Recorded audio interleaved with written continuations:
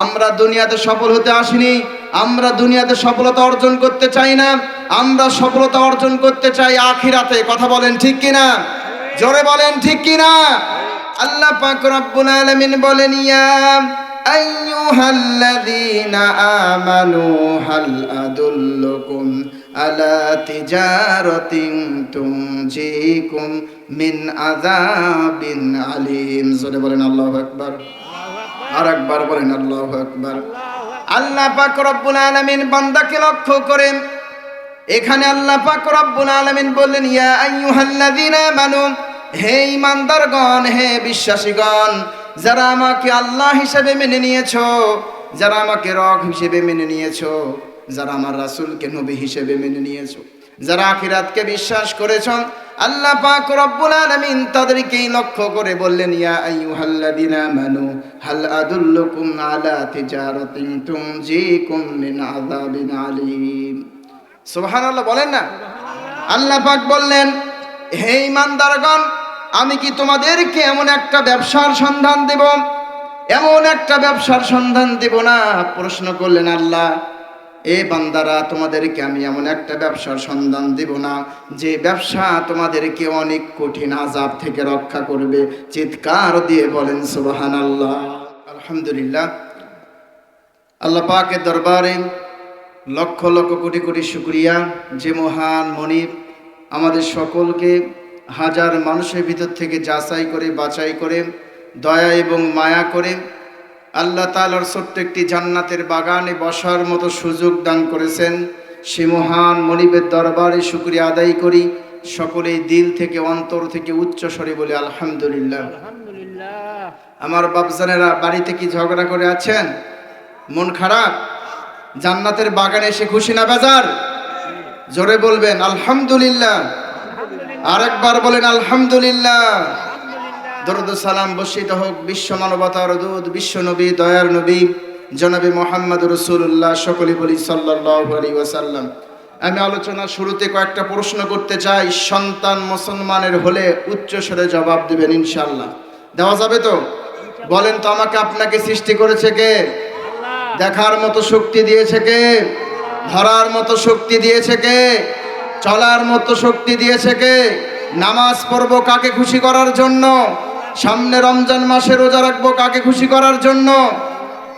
এখানে এসেছি কাকে খুশি করার জন্য? সব কিছু করবো কাকে খুশি করার জন্য? তাহলেই আপনি সফলতা অর্জন করতে পারবেন। কথা বলেন ঠিক কিনা? আমরা দুনিয়াতে সফল হতে আসিনি। আমরা দুনিয়াতে সফলতা অর্জন করতে চাই না। আমরা সফলতা অর্জন করতে চাই আখিরাতে। কথা বলেন ঠিক কিনা? জোরে বলেন ঠিক কিনা? আমরা দুনিয়াতে সফল হতে চাই। দুনিয়াতে সফল হতে লাভ কি? লাভ কি? দুনিয়াতে ব্যবসা করবেন, বাণিজ্য করবেন, লস খাবেন, লাভ হবে। কথা বলেন ঠিক কিনা? কিন্তু আল্লাহ তাআলার সাথে যদি ব্যবসা করেন, সেই ব্যবসায় লস না লাভ? বলেন তো, জোরে বলেন, লস না লাভ? আসুন আপনি একটু কোরআন থেকে আপনাদের সামনে আলোচনা করি। মনোযোগ দিয়ে শোনা যাবে তো ইনশাআল্লাহ? আমার বাড়ি বগুড়া, এখানকার বাড়ি লোক আমি না, হয়তো ভাষার ভিতর একটু কম বেশি হতে পারে কি না? সম্মানিত দিনী মুসলমান, দিল লাগান, কান লাগান, মনোযোগ দিয়ে শুনবেন। আমার আল্লাহ পাক রব্বুল আলামিন পবিত্র কোরআনুল কারীমে বান্দাকে লক্ষ্য করে আমার আল্লাহ পাক কত সুন্দর করে বর্ণনা করেন। আল্লাহ পাক রব্বুল আলামিন বলেন, ইয়া আইয়ুহাল্লাযীনা আমানু হাল আদুল্লুকুম আলা তিজারাতিন তুনজিকুম মিন আযাবিন আলীম। জোরে বলেন আল্লাহু আকবার। আর একবার বলেন আল্লাহু আকবার। আল্লাহ পাক রব্বুল আলামিন বান্দাকে লক্ষ্য করেন।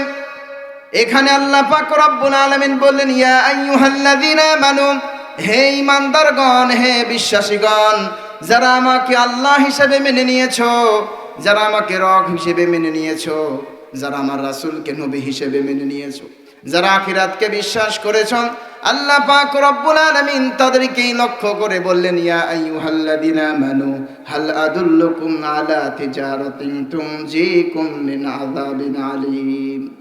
সুবহানাল্লাহ বলেন না? আল্লাহ পাক বললেন, হে ঈমানদারগণ, আমি কি তোমাদেরকে এমন একটা ব্যবসার সন্ধান দেব, এমন একটা ব্যবসার সন্ধান দেব না। প্রশ্ন করলেন, আল্লাহ এ বান্দারা, তোমাদেরকে আমি এমন একটা ব্যবসার সন্ধান দেব না যে ব্যবসা তোমাদেরকে অনেক কঠিন আযাব থেকে রক্ষা করবে। চিৎকার দিয়ে বলেন সুবহানাল্লাহ। ব্যবসার সন্ধান দিচ্ছে কে? জোরে বলেন কে? আর একবার বলেন কে? ব্যবসার সন্ধান আল্লাহ দিচ্ছে। বলেন তো আল্লাহ পাক রব্বুল আলামিন যে ব্যবসার সন্ধান দিচ্ছে সেই ব্যবসায় কি লস আছে? অনেকেই কথা বললেন না, মন খারাপ? মন খারাপ? চিৎকার দিয়ে বলেন যে ব্যবসার সন্ধান দিচ্ছে আল্লাহ, সেই ব্যবসায় কি লস আছে? লস নাই। আসুন কিসের ব্যবসা?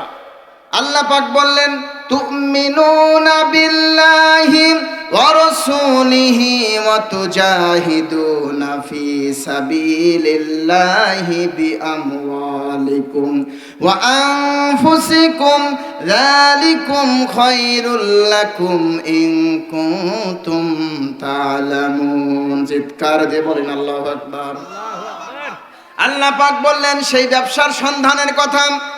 তুমিনুনা বিল্লাহি ওয়া রাসূলিহি, আল্লাহ ও রাসূলের প্রতি ঈমান আনা। আল্লাহ কার প্রতি ঈমান আনা? আল্লাহকে রব হিসেবে মেনে নেওয়া আর রাসূলকে নবী হিসেবে মেনে নেওয়া। ফি সাবিলিল্লাহি বিআমওয়ালিকুম ওয়া আনফুসিকুম, এবং জান এবং মাল দিয়ে আল্লাহর পথে জিহাদ করা। জোরে বলেন সুবহানাল্লাহ। জান এবং মাল দিয়ে কার পথে জিহাদ করা? আমরা তো তেলতেলা মুসলমান। কি মুসলমান? তেলতেলা রেডিমেড মুসলমান। কথা বলেন ঠিক কিনা? জন্মের পরে আপনার কানে আজান দিয়েছেন, একটু বড় হয়েছেন আপনার মুসলমানি করানো হয়েছে। কথা বলেন ঠিক কিনা? আপনি জানতে পারেন আপনি মুসলমান। ইসলাম কিন্তু এভাবে আসে নাই। ইসলাম প্রতিষ্ঠার জন্য সাহাবীরা নিজের জীবন পর্যন্ত বিলিয়ে দিয়েছে। রাসূল কারীম সাল্লাল্লাহু আলাইহি ওয়াসাল্লাম পাথরের আঘাত সহ্য করছে কিনা বলেন? জোরে বলেন। সম্মানিত দিনী মুসলমান, কথায় কথা চলে আসে। একজন সাহাবীর কথা না বললেই নয়। আল্লাহ রাসূল সাল্লাল্লাহু আলাইহি ওয়াসাল্লামের সাহাবী, একেবারে গরীব সাহাবী, চেহারার ভিতর বসন্তের দাগ, কালো মানুষ, একেবারেই কালো মানুষ, মসজিদে নববীতে বসে কান্নাকাটি করে। আল্লাহর হাবিব সাল্লাল্লাহু আলাইহি ওয়াসাল্লাম বললেন, এ সাহাবী তোমার কি হয়েছে? সাহাবীটার নাম হচ্ছে হযরতে সাদ সালামী রাদিয়াল্লাহু তাআলা আনহু। কি নাম বললাম? সাদ। আলোচনা শুনবেন, বাড়িতে নিয়ে যা আমার চাচি ভাবি মামিক শোনাবেন ইনশাল্লাহ। বলেন এখনকার তো আমরা তো মনে রাখি না ওয়াজ, আজকের আলোচনা একটু শোনাবেন। দেখেন কিভাবে ইসলাম প্রতিষ্ঠা হয়েছে। আমরা রেডিমেড মুসলমান হইলাম। ইসলাম এই জন্য ইসলামের প্রতি আমাদের ভালোবাসা নাই। এখানে কার কথা হচ্ছে বলেন? কোরআনের কথা হচ্ছে, আল্লাহ তাআলার কথা হচ্ছে। কথা বলেন ঠিক কিনা? এখানে কোরআনের কথা হচ্ছে আর ওখানে গান বাজনা বা এরকম ভাবে সময় ব্যয় করতেছে অপচয় ভাবে। কথা বলেন ঠিক কিনা? আমরা কোরআনের সাথে আছি। আল্লাহ তাআলা রব্বুল আলামিন আমাদেরকে দয়া এবং মায়া করছে বিদায়। কথা বলেন ঠিক কিনা? সম্মানিত দিনী মুসলমান, হযরতে সাদ সালামী রাদিয়াল্লাহু তাআলা আনহু মসজিদে নববীতে বসে কান্নাকাটি করেন। আল্লাহর হাবিব সাল্লাল্লাহু আলাইহি ওয়াসাল্লাম বললেন, এ সাদ কি হয়েছে তোমার? কে তোমাকে কষ্ট দিয়েছে? কে তোমাকে আঘাত করেছে? তুমি কি জন্য মসজিদে নববীতে বসে কান্নাকাটি করো? একেবারে কালো সাহাবী, চেহারার ভিতরে বসন্তের দাগ, কালো মানুষ, গরিব মানুষ, টাকা নাই, পয়সা নাই, বাড়ি ঘর নাই, জমি জমা নাই। মসজিদে নববীতে বসে আল্লাহ রাসূলের সাহাবী কান্নাকাটি করে। আল্লাহর হাবিব বলল, এ সাদ তোমার কি হয়েছে? কি জন্য তুমি কান্নাকাটি করো? হযরতে সাদ সালামী রাদিয়াল্লাহু তাআলা বললেন, ওগো আল্লাহর হাবিব, আমি কান্নাকাটি করি। আমি 8 মাস পূর্বে ইসলাম গ্রহণ করেছি। আপনার হাতে কালিমা পড়ে কাল মুসলমান হয়েছি গো নবী। আপনার সমস্ত সুন্নাতগুলো পালন করেছি। আল্লাহ তাআলার হুকুমগুলো পরিপূর্ণভাবে পালন করেছি গো নবী। শুধুমাত্র একটা সুন্নাত পালন করতে পারিনি। কয়টা সুন্নাত বলেন? জোরে বলেন। আমি যত সময় আর যতক্ষণ আলোচনা করব কথা বলতে হবে। কথা বলেন ঠিক কিনা? আমি একলা কথা বলতেছি, আমার চাইতে আপনাদের আওয়াজই না কম। কথা বলেন ঠিক কিনা? সম্মানিত দিনী মুসলমান, কয়টা সুন্নাত? একটা সুন্নাত পালন করতে না পেরে সাহাবী মসজিদে নববীতে বসে কান্নাকাটি করে। অথচ আমরা মুসলমানের সন্তান হাজার হাজার সুন্নাত বাদ দিই। কথা বলেন ঠিক কিনা? সুন্নাত তো বাদ দিই, সাথে সাথে ফরজ পর্যন্ত বাদ দিই। কথা বলেন ঠিক কিনা? সম্মানিত দিনী মুসলমান, দিল লাগান, কান লাগান, মনোযোগ দিয়ে শুনবেন। হযরতে সাদ সালামী রাদিয়াল্লাহু তাআলা বললেন, ও আল্লাহর নবী, আপনার সমস্ত সুন্নাতগুলো পালন করেছি, এই একটা সুন্নাত পালন করতে পারিনি, না জানি আল্লাহ পাক রব্বুল আলামিন এই একটা সুন্নাত পালন না করার কারণে আমাকে জান্নাত থেকে বঞ্চিত করে। ওগো নবী, একটা সুন্নাত পালন করতে পারিনি, না জানি আল্লাহ পাক রব্বুল আলামিন আমাকে জান্নাত থেকে বঞ্চিত করে। এই টেনশন চিন্তার জন্য আমি মসজিদে নববীতে কান্নাকাটি করি। জোরে বলেন সুবহানাল্লাহ। একটা সুন্নাত পালন করতে না পারার কারণে টেনশন চিন্তায় কান্নাকাটি করে সাহাবী। সুবহানাল্লাহ, জোরে বলেন না। সম্মানিত দিনী মুসলমান, আল্লাহর হাবিব সাল্লাল্লাহু আলাইহি ওয়াসাল্লাম বললেন, এ সাদ, কি এমন কষ্ট আমার কাছে বলো, আমি তোমার সমস্ত কষ্টগুলো দূর করে দেব। তুমি আমার কাছে বলো, কি এমন সুন্নাত না পালন করার কারণে তুমি মসজিদে নববীতে বসে কান্নাকাটি করো, আমার কাছে বলো। হযরতে সাদ সালামী রাদিয়াল্লাহু তাআলা বললেন, ও আল্লাহর নবী, আমি 8 মাস পূর্বে ইসলাম গ্রহণ করেছি। এই মদিনার অলিতে গুলিতে আমি এত পরিমাণ ঘোরাঘুরি করেছি গো নবী, আমি কালো মানুষ, চেহারার ভিতর তেমন কোনো সৌন্দর্য নাই, গরিব মানুষ, টাকা পয়সা নাই, জমি জমা নাই, শুধুমাত্র বিবাহ করার জন্য মসজিদের মদিনার অলিতে গুলিতে ঘুরেছি, কোনো মানুষ আমার সঙ্গে মেয়ে বিবাহ দিতে চায় না। ওগো নবী, আমি গরিব মানুষ বিদায় আল্লাহর হাবিব সাল্লাল্লাহু আলাইহি ওয়াসাল্লাম বলেন, এ সাদ, টেনশন করো না, চিন্তা করো না, হতাশা হইও না। মদিনার সবচাইতে সুন্দরী মেয়ে আমর ইবনে ওয়াহাবের একমাত্র মেয়ে, যাকে বলা হয় হুরে মদিনা। কি বলা হয় বলেন? হুরে মদিনা।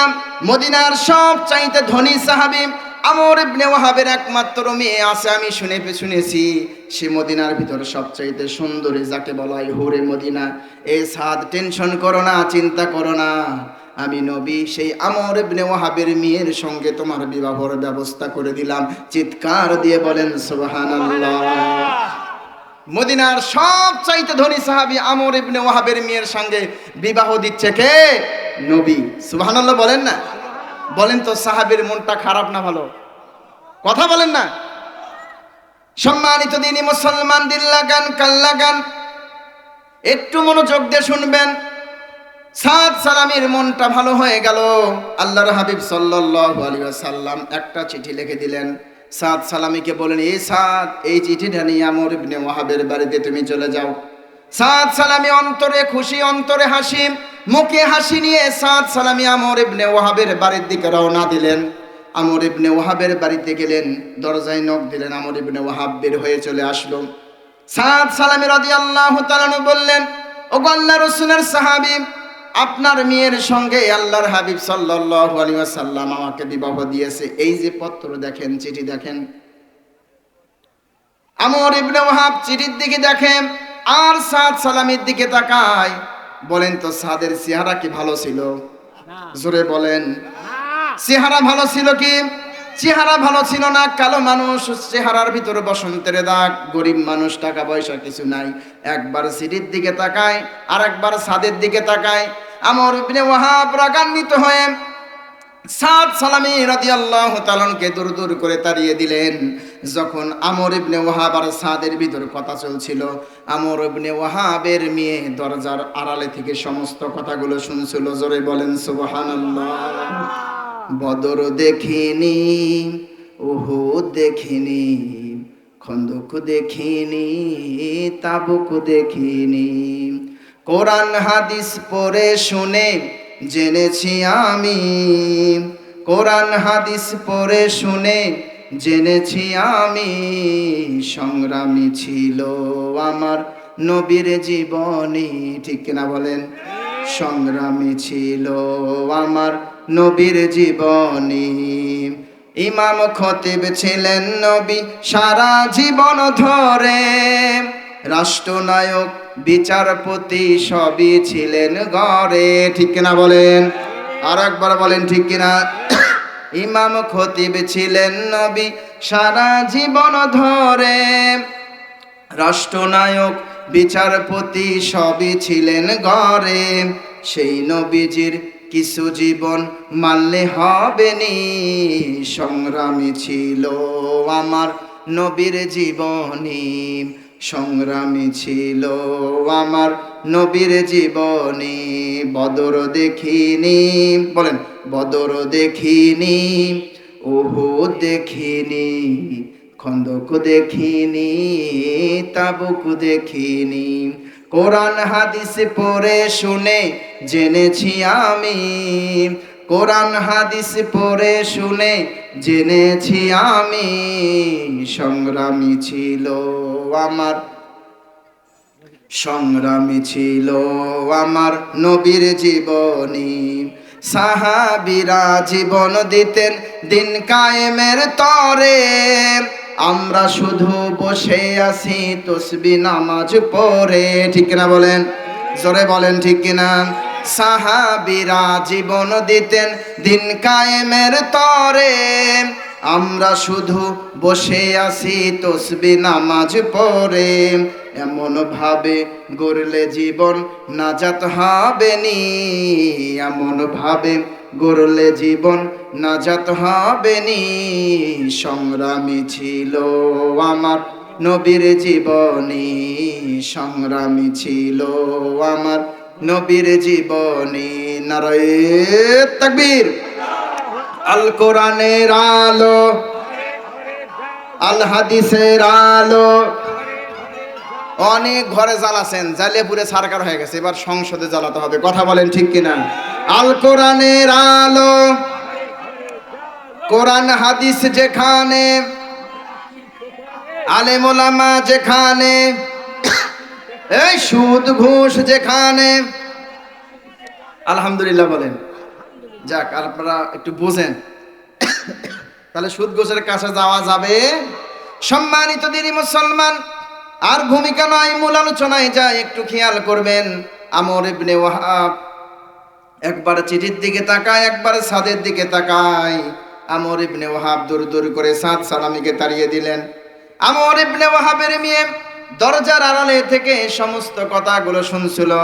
আমর ইবনে ওয়াহাবের মেয়ে বলে, বাবা কে এসেছিল, কি বলেছে, আর তুমি কি জন্য তাড়িয়ে দিলে? কে এসেছিল, কি জন্য এসেছিল, আর তুমি কি জন্য কি দিলে, তাড়িয়ে দিলে? শুনতেছেন তো? বাড়িতে নিয়ে যাওয়া যাবে তো? ওই যে এক চাচা আছে, আলোচনার মাঝখানে বলতে হয় যে ওয়াজ শুনতে যায় নদীর ওপার। শুনছেন তো আপনারা? নদীর ওপার ওয়াজ শুনতে যায়, তাই 21 বছর ধরে ওয়াজ শোনে। রাতের বেলা ওয়াজ শুনছে যে হাঁটুর উপর কি তোলা যাবে না, কাপড় তোলা যাবে না। রাতের বেলা দাদার নাতি ওয়াজ শুনে আসতেছে। এখন বাঁশের উপর তো যাওয়া লাগে, দাদা তো রাতের বেলা বোঝে না, হঠাৎ যদি পাটা পরে কি যায়, ভেঙ্গে যায়। দাদা কি করছেন, একবারে সেই হারে কাপড় হাঁটুর উপর তোলে কাঁচা মারছে বা লেংটি মারছে, যেটাই বলে। এদিকে কি বলে, যেটাই হোক লেংটি মারছে। তাতে নাতি করছে, দাদা এটা তুমি কি করলে? হুজুর তো বললো হাঁটুর উপর কাপড় তোলা যাবে না। দাদা বলতেছে, নাতি রে তুই তো ওয়াজ শুনিস 2 বছর ধরে, আমি 21 বছর ধরে ওয়াজ শুনি। নদীর ওপারে ওয়াজ নদীর ওপারই রাখে আসি, এ পারার নিয়ে আসি না। কথা বলেন ঠিক কিনা? তা আমরা ওয়াজ শুনলাম, যদি বাড়িতে না নিয়ে যাই হবে? নিয়ে যেতে হবে। কথা কি বুঝতে পারছেন? জিজ্ঞাসা করলো, কি জন্য এসেছিল, কি জন্য তুমি তাকে তাড়িয়ে দিলে? আমর ইবনে ওয়াহাব তার মেয়েকে বললে, মা রে একজন সাহাবী এসেছিল, কালো সাহাবী, গরিব সাহাবী, তোমাকে বিবাহের প্রস্তাব নিয়ে এসেছিল। আমি তাকে রাগান্বিত হয়ে দূর দূর করে তাড়িয়ে দিয়েছি। আমর ইবনে ওয়াহাবের মেয়ে বলে, বাবা সে কি নিজেই প্রস্তাব নিয়ে এসেছিল, না কেউ তাকে প্রস্তাব জন্য পাঠিয়ে দিয়েছিল? আমর ইবনে ওয়াহাব বলে, মা তাকে পাঠিয়ে দিয়েছিল দিনের নবী। জোরে বলেন সুবহানাল্লাহ। তাকে দিনের নবী পাঠিয়ে দিয়েছে তোমাকে বিবাহর জন্য, তাকে ছেলে হিসেবে পাঠিয়ে দিয়েছে, আমি যেন তার সঙ্গে তোমাকে বিবাহ দেই।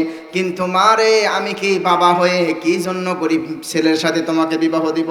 কারণ সাদের চেহারার ভিতরে কোনো সৌন্দর্য ছিল না, বংশের কোনো পরিচয় ছিল না, টাকা পয়সা জমি জমা কিছু ছিল না।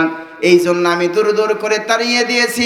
আমর ইবনে ওয়াহাবের মেয়ে বলে, বাবা আপনি এটা কি করলেন? আপনি রাসূলের পছন্দকে অপছন্দ মনে করলেন। ও বাবা আপনি দ্রুত যান, আল্লাহ রাসূলের কাছে মাপ চান, আর আল্লাহ রাসূল সাল্লাল্লাহু আলাইহি ওয়াসাল্লামকে বলে আসেন আমি সাদকে বিবাহ করতে চাই। চিৎকার দিয়ে বলেন সুবহানাল্লাহ। ওগো বাবা, সাদের কোনো সম্পদের প্রয়োজন নাই, তার টাকা পয়সার কোনো প্রয়োজন নাই।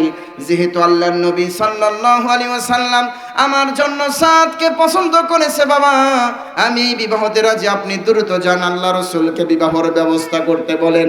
জোরে বলেন সুবহানাল্লাহ।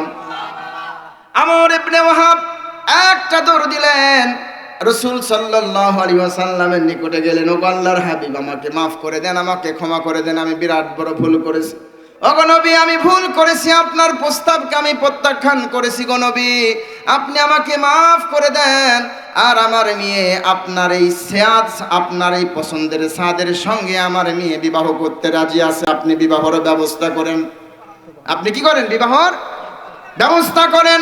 ওগো রাসূল সাল্লাল্লাহু আলাইহি ওয়াসাল্লাম, আপনি দ্রুত বিবাহের প্রস্তাব, আমার মেয়ে প্রস্তাব কি করেছেন? কবুল করেছেন। আপনি বিবাহের ব্যবস্থা করেন।